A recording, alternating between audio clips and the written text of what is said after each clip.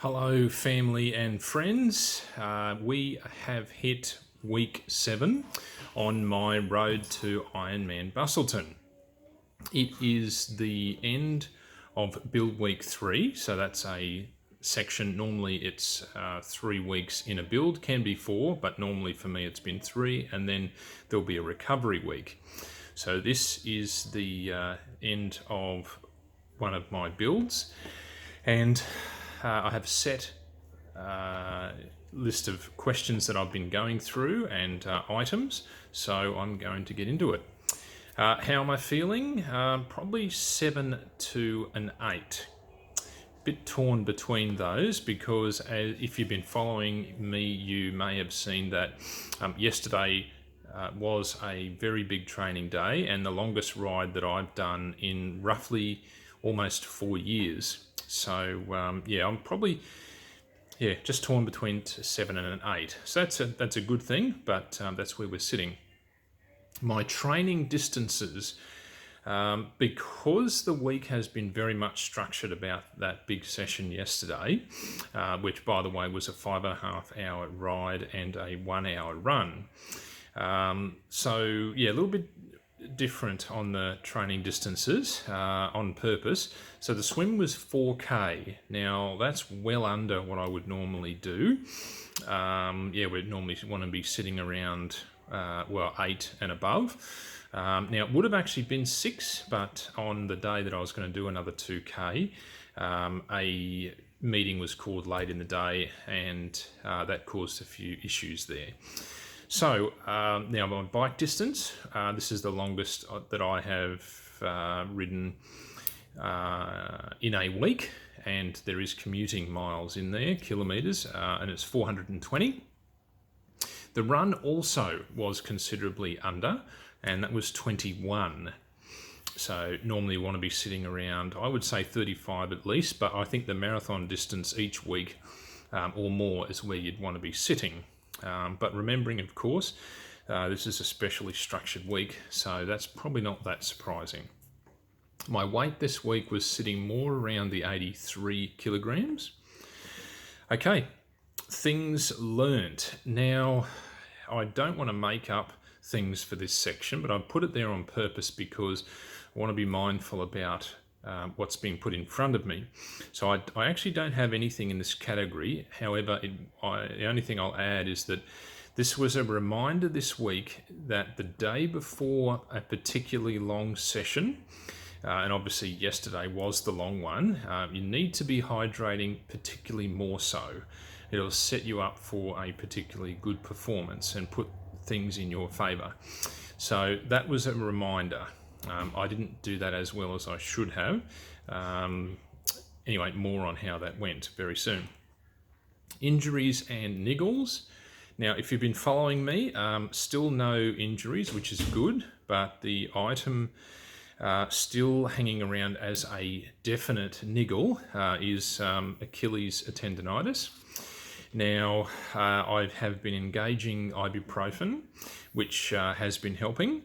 I did some Google research, and I'm looking up stretches and strengthening. So both of those need to be happening if you're seriously going to deal with this situation. It's not going to go away. You're not going to wake up one morning and it's gone.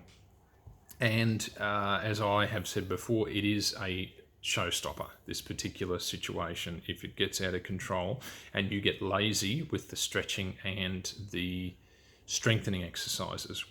So I've been engaging that, not as much as I'd like, but certainly more than the week before, and we need to keep building on it and be consistent, and it will get better and it will go away, but not by fluke.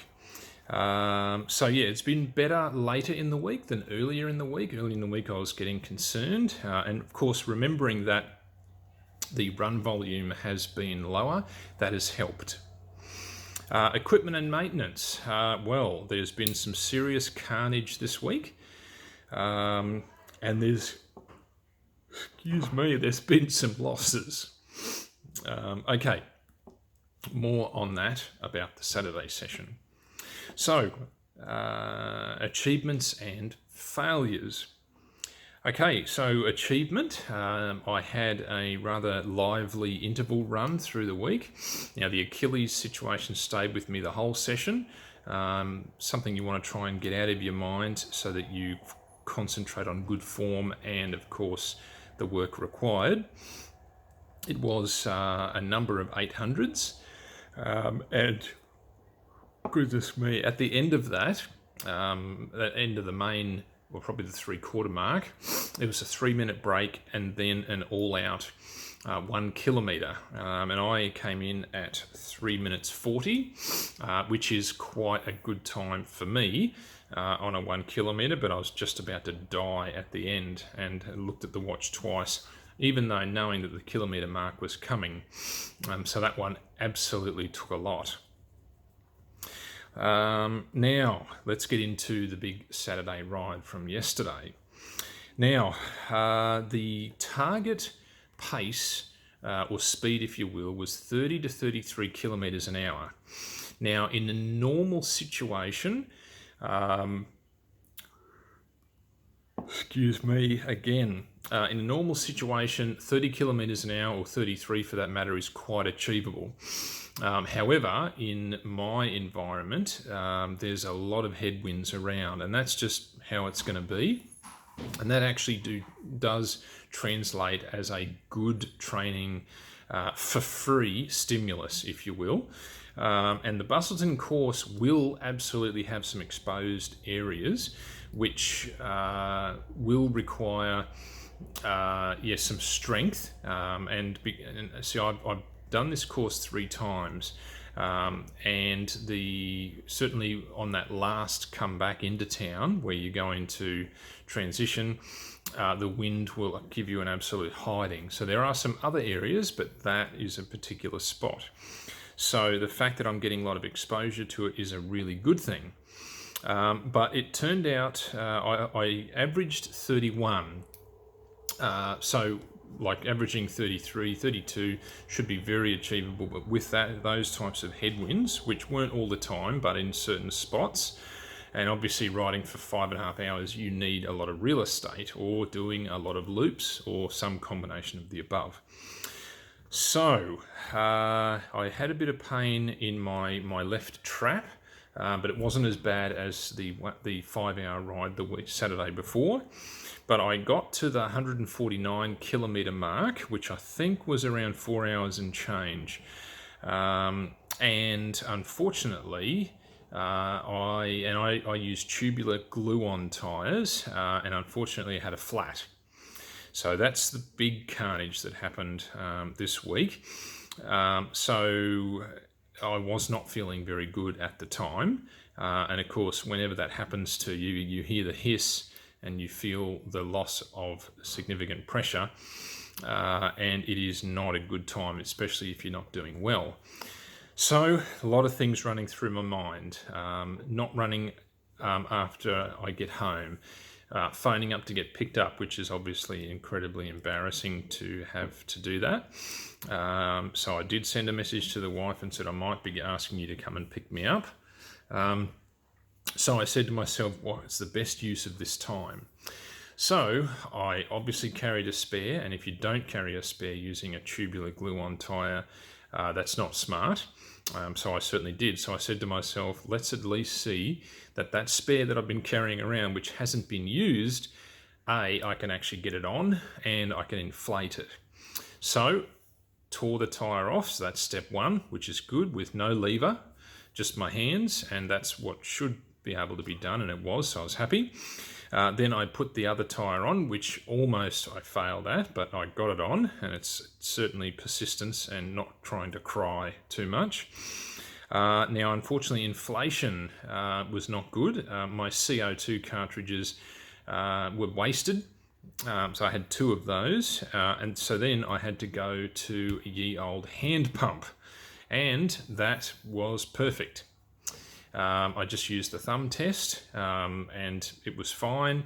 And of course, by this time, I had pretty much largely recovered. So I'm sort of thinking if I run off after, it's sort of cheating. I had like 45 minutes left to ride, and I'm thinking I'm probably going to run well, knowing that I've just recovered, which is not the point. The point is to be running straight after that session.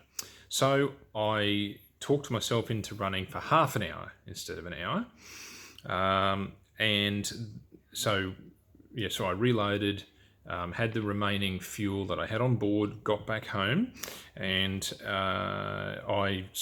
on the run, I was running really well, way better than I expected. So I got to 6, and then I said, I'll go to 7, and then I went to 8, and I finished at 9. So I was pretty happy with that. It showed that my fueling, which by the way, for this type of situation is every half an hour and onwards all the way to the end. In a race, I would certainly do it at 15 minutes and then half an hour intervals after. 15 because of closer as you've just finished swim, whereas in this case, you're just jumping on the bike and away you go. So, good results. Certainly got a bonus workout from those headwinds for free. And yeah, I talked myself into running further than I was going to, so I was pretty happy with that. So the training week ahead. Now, as I look at that, it's a bit weird because next Sunday is a standard distance race. And there are much shorter sessions, and there's actually no running scheduled at all. Now, that's not a bad thing because looking at all those holes in the week, I'm going to use those times to continue with the stretching and strengthening exercises to really set up the next number of weeks and I guess months to when we get to Busselton. So it's loosening up because Achilles tendonitis is it's an inflexibility. It's very tight, so it's a tightness situation that you need to loosen up and get the inflammation out of it. So after next Sunday, so next week I'll be talking about how the race went, what I tried, what didn't work, and then of course after that we've got 2 weeks into Sunshine Coast 70.3. So really looking forward to that. Done that a number of times. So I hope you're enjoying the information. Certainly hold me accountable. Send any questions or comments that you may have. And if you'd like to follow my Garmin information, record everything on Garmin, send me a request. I'm happy to let you in on that. So all the best. Have a good week yourself and look forward to hopefully a happy report next Sunday. Either way, there will be a report. Thanks for listening.